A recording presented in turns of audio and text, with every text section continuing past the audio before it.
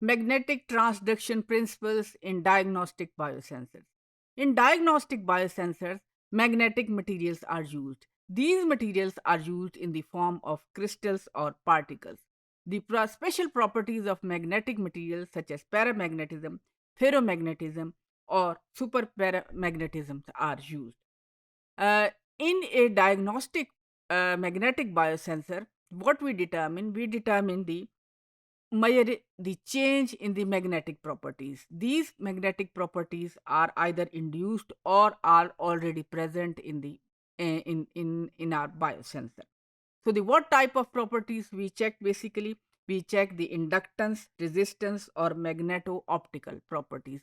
These properties are determined to check whether our biorecognition whether our target molecule is present or not.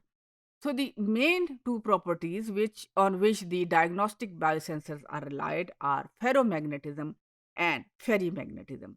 So the ferromagnetism is the basic mechanism by which certain materials such as iron forms permanent magnets or are attached to a magnet.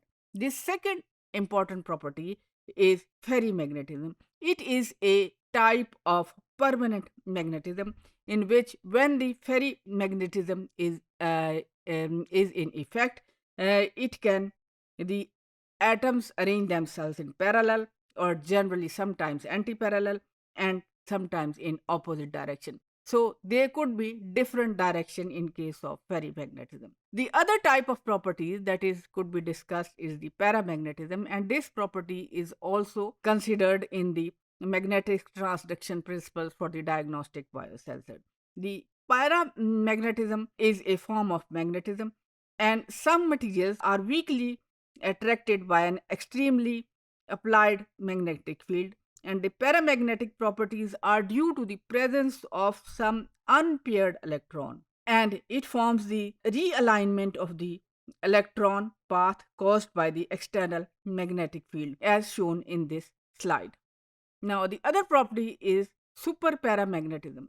Superparamagnetism is a property that occurs below the Curie temperature. Now, what is Curie temperature? We have studied the Curie temperature in our previous modules, but here I will revise it for you. Curie temperature or Curie point is a temperature above which certain materials lose their permanent magnetic properties, which can, in most cases, be replaced by induced magnetism.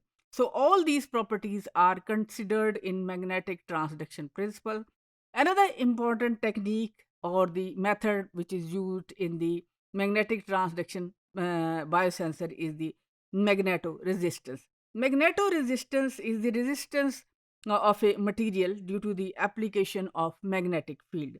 And what we can do is we can increase the magnetic signals by using two types of layer. One is ferromagnetic layer and the other is non-magnetic layer. If we fabricate a biosensor having this type of layers, what will happen? We can get higher or amplified signals. We know in the biosensor technology, immobilization is very important. We have to immobilize our biological element on certain surface. In case of magnetic transduction, we use the different magnetic particles.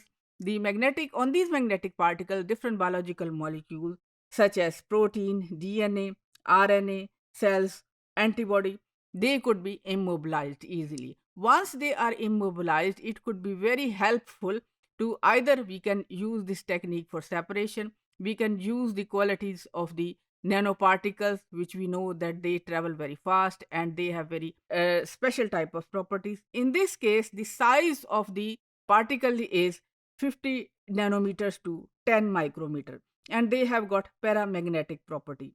This is as a result a number of new functionalities such as transport of biomolecules to the specific location on the chip or chip magnetic immunoseparation of the biomolecules could be achieved. So the use of magnetic material as a for the immobilization is very useful. There are different advantages and disadvantages of magnetic transduction techniques. The disadvantage is that we have to use very specialized or sophisticated readouts to detect the difference in the magnetic properties. On the other hand, They are very useful for the separation techniques because most of the biological molecules, they are non-magnetic. They do not have magnetic properties. So if we attach a molecule to a magnetic nanoparticle, then it will be convenient for us to separate it. So what the in nowadays the magnetic nanoparticles are mainly used in the separation of biological compounds. So the related questions are: what is ferromagnetism? What is Curie temperature?